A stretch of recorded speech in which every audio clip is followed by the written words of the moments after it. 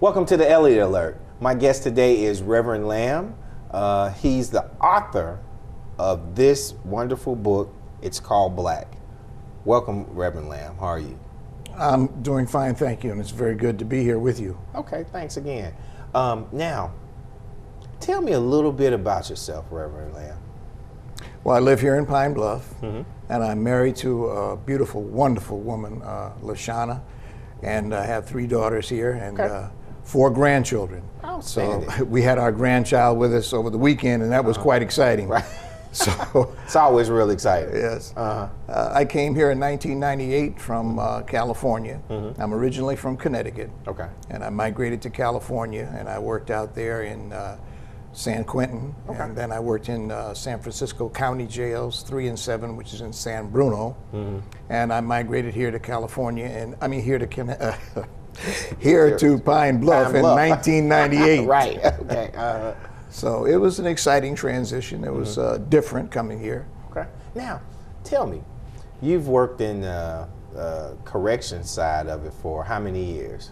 I've been in corrections now here in Pine Bluff for 15 years and about 7 years in California. Okay. Now, what is the difference kind of between the corrections department here in Jefferson County, Pine Bluff, or in Arkansas, opposed to the correctional system maybe in California? Well, in California, the sentences are for minor drug charges are not as long as they are here in Arkansas. I don't know the real reason for that, but the first time I interviewed a gentleman, and he had been arrested, a young fella, for marijuana use, and he told me he got 20 years for it. I almost fell out of my chair. I couldn't believe it. He got 20 years for marijuana? For marijuana, yes. The sentencing. Was he selling it or trafficking it? Or? I really don't remember right now because I was so stunned by the fact that it was just marijuana.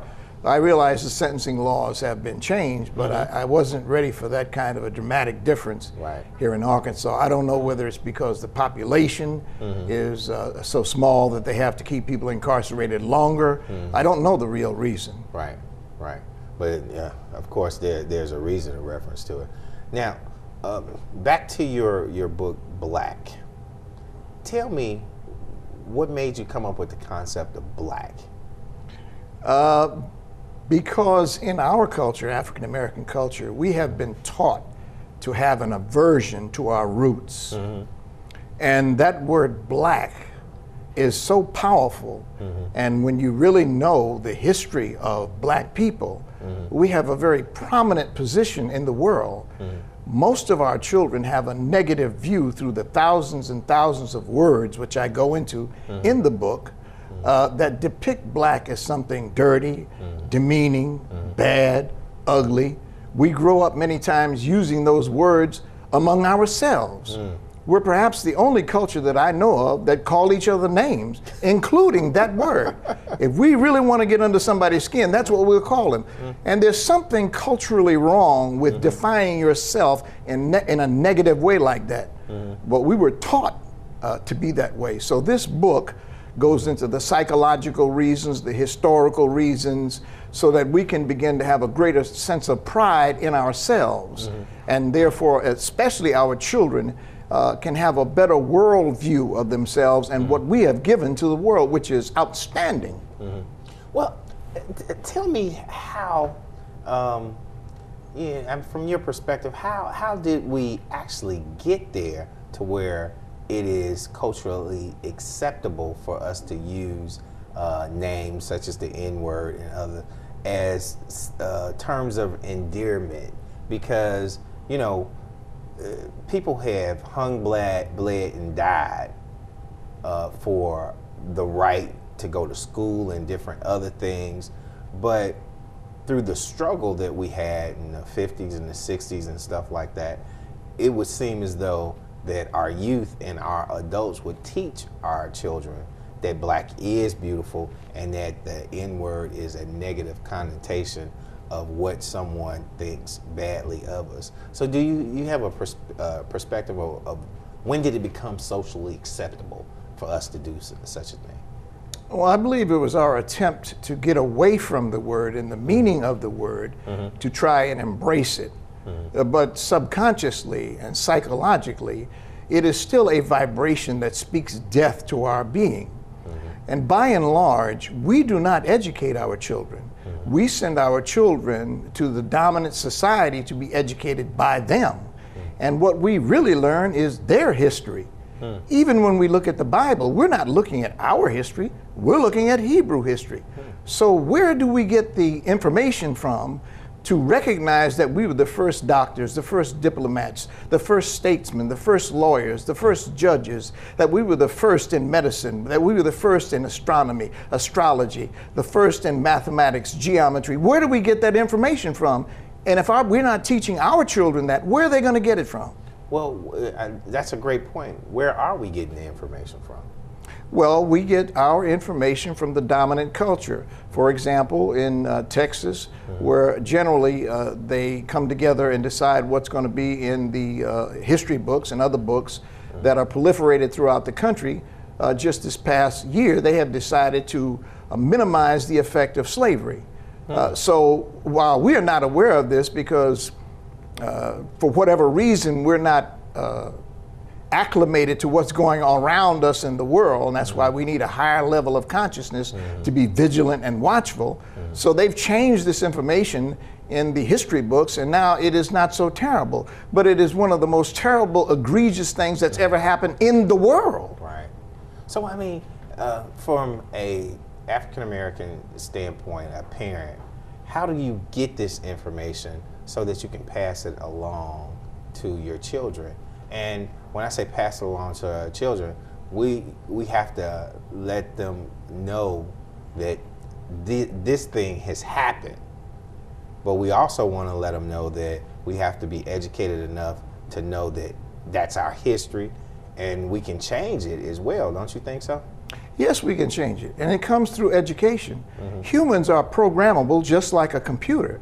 We operate, our subconscious is just like a hard drive on a computer. We operate based on the information that's programmed into our subconscious, and we therefore create through our imagination and our vision from that information.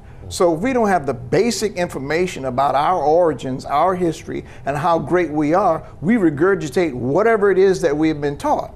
So by the dominant society, we are taught to look up to honor, and to actually look at the image of those who have control of our entire economy. We're taught to look up to them, so we emulate what they do rather than create from our own subconscious. It can be done because we need to study our own scholars. That's why I chose the word black. Because we're afraid of black scholars, black scientists, black historians.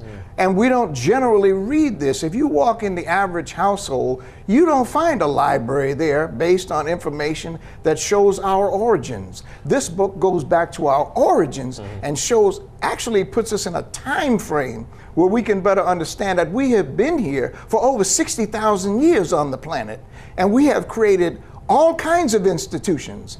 And I'm glad you said that.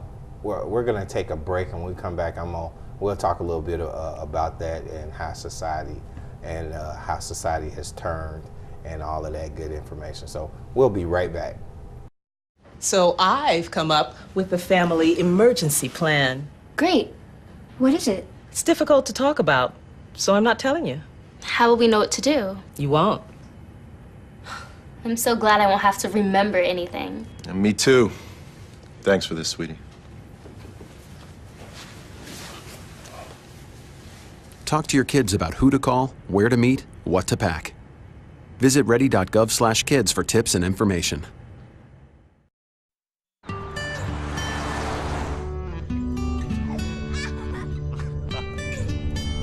They say that when you're facing extreme danger, your life flashes before you.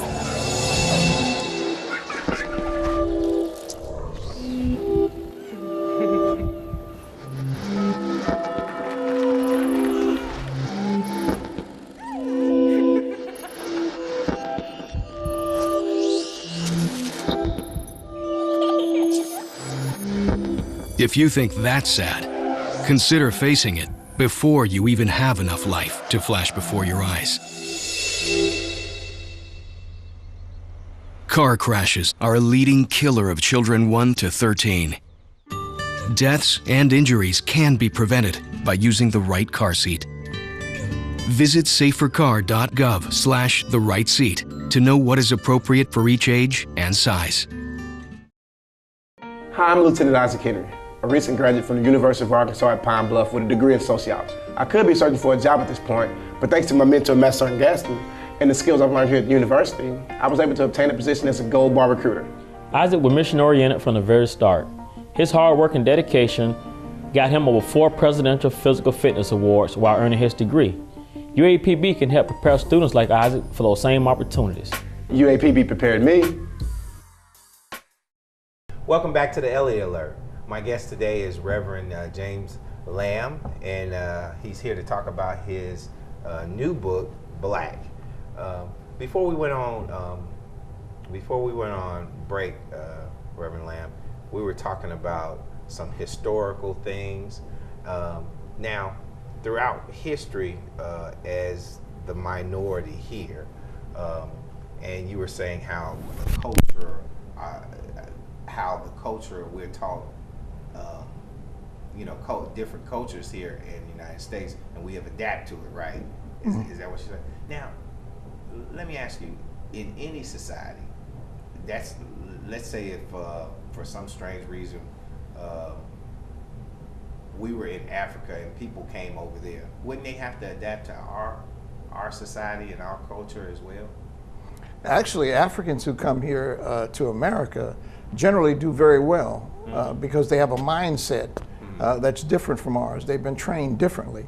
And they come here and they actually outdo other cultures, including the Chinese. So they're actually much smarter. But this kind of information is not shared among our culture. We're not talking about events like that. Why do you think we're not? That word.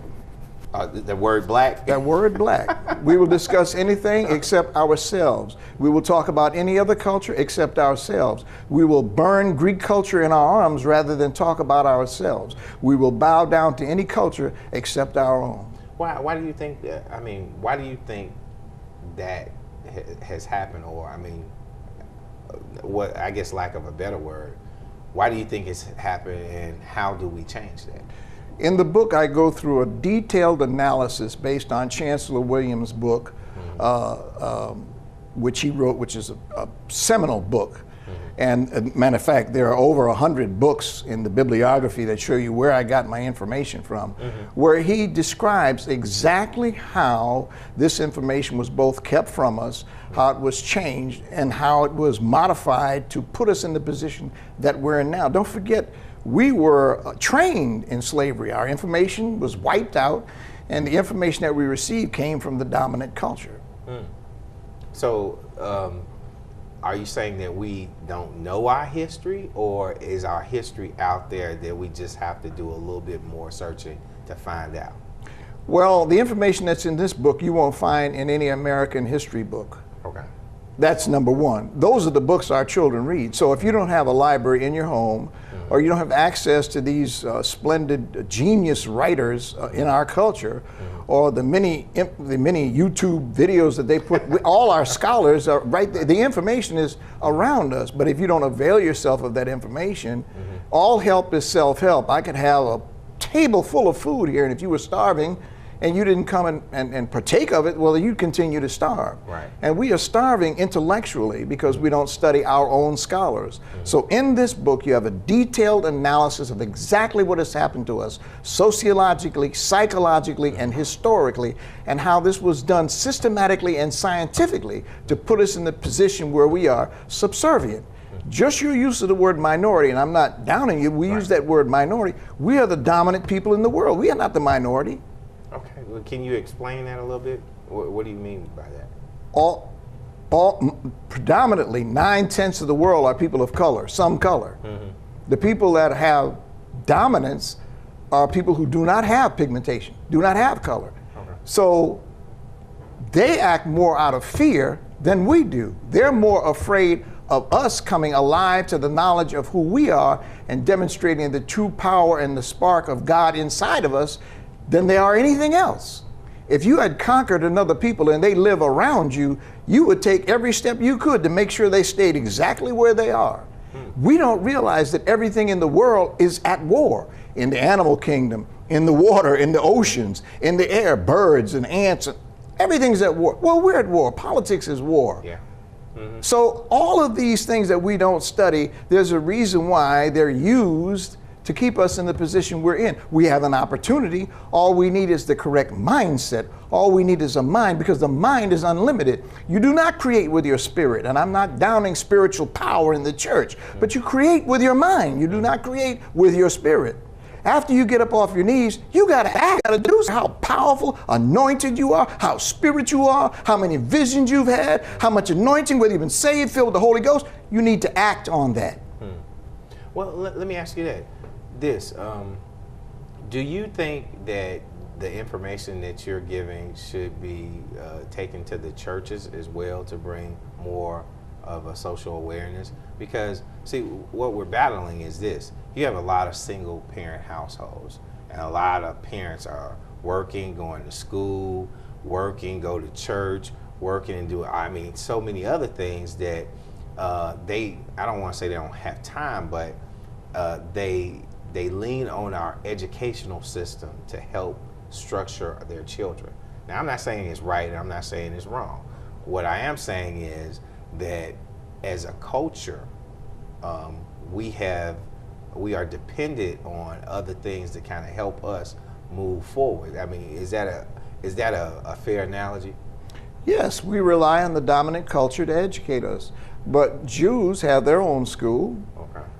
Catholics have their own school. Almost every other culture teaches their children before they go to any other school, and they're prepared to excel. They're prepared to take advantage. If you look at what's happening to our culture, over 50% of our young people are falling out of high school. The predominant culture in Jefferson County and Pulaski, which is predominantly African American, we are filling up the prisons throughout Arkansas and throughout the country proportionately.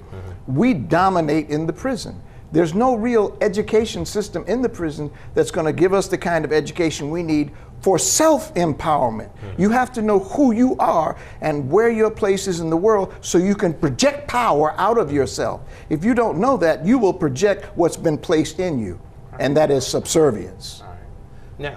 Now, I want to ask you this. You mentioned about our educational system and how we don't have schools. Is there a reason why we don't have schools? I mean, because if you look at it now, we have a lot of African American millionaires. I mean, some who have resources, who could help in that endeavor of bringing together these institutions to help. Now, it's just my understanding that other cultures, they reinvest back in themselves. Is that not true? That's absolutely true. So I think what we have to do a better job of is reinvesting back into ourselves and our community. Do you think that's a fair analogy? Absolutely. And we're going to talk about that a little bit more. Let's take a break, and when we come back, we'll expound a little bit more on that issue. Okay. We'll be right back. Try and avoid sneezing into your hand, because you just contaminate them and then spread those germs everywhere. Focus on sneezing into your elbow, like this, and then you don't contaminate your hands. Turn on the water, wet your hands, apply a good amount of soap and lather up, and then focus on washing your hands for about 20 seconds, about the time it takes to sing Happy Birthday twice. Focus on washing the front of your hands, the back, in between the fingers, around the nails, and so on. And then rinse everything off. Use something to wipe your hands after that, preferably something disposable like a paper towel, and then use that to turn off the tap as well. If you get a chance, use that to also open the door to the bathroom as you're leaving. The best way to wash your hands is using running water and soap, but sometimes we don't have that available. So think about carrying with you a hand sanitizer. That should have at least 60% alcohol content. For more information, visit www.cdc.gov or call 1-800-CDC-INFO. Quiet, please. Wait a sec. I'll take one. Oh, yeah. All right. All good. Take care. Way to go. Nice. Bring it on. Gotcha. I'm here for you. Oh no. Please, please, please. I'm waiting. Interesting. Not buying it. Not fair. That's it. This conversation is over. Oh, brother. Body language can tell you all sorts of things.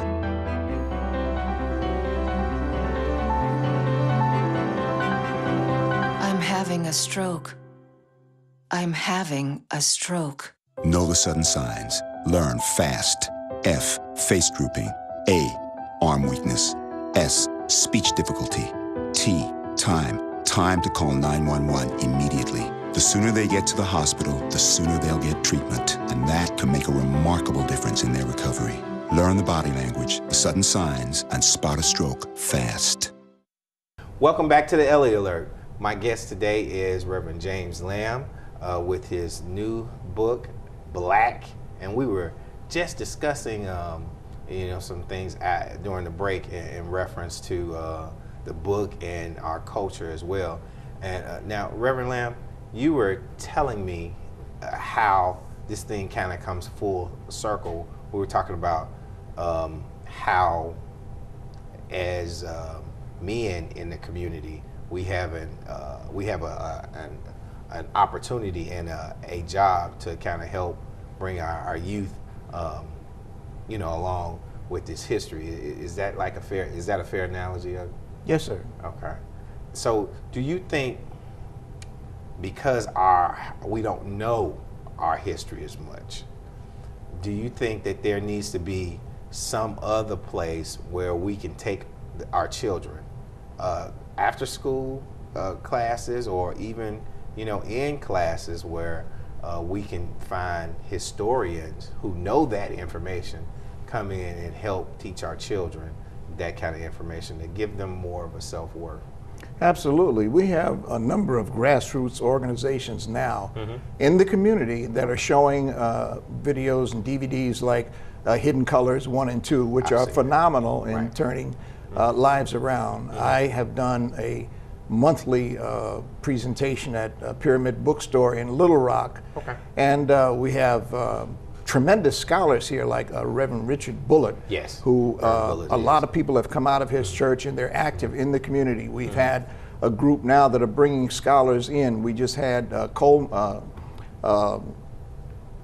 I can't think of his name right now. The gentleman from Hidden Colors, right? Yeah, he came here, Coleman. Right. And I'm telling you, it was phenomenal. It was breathtaking and unbelievably empowering to sit in the presence of someone who had so much knowledge and such a breadth of knowledge about education, about history, about everything. We had Umar Johnson, who came to Little Rock, who talked about what was going on in the schools in terms of the pharmaceutical companies giving our children drugs. Because you don't find... Can you expound on that a little bit? You were saying he said about the pharmaceutical companies coming in and giving our children drugs. What do you mean by that? Well, as he explained it, there's very little difference between the kinds of drugs that they give our children and street drugs. Just amazing how genius this is. They'll lock you up for the kind of drugs like cocaine, but they'll give your children the kinds of drugs that keep them alert in class based on something that's not even a scientific disease. It's a big mind game. Now, I can't explain it the way Umar Johnson did, but to have, this man is 39 years old with 6 degrees. Wow. His information base is incredible. Right. But people like this are beginning to come to Pine Bluff. And there's a new move in education at a grassroots level because there's no national agenda. There's no one saying this is the direction we should be moving in.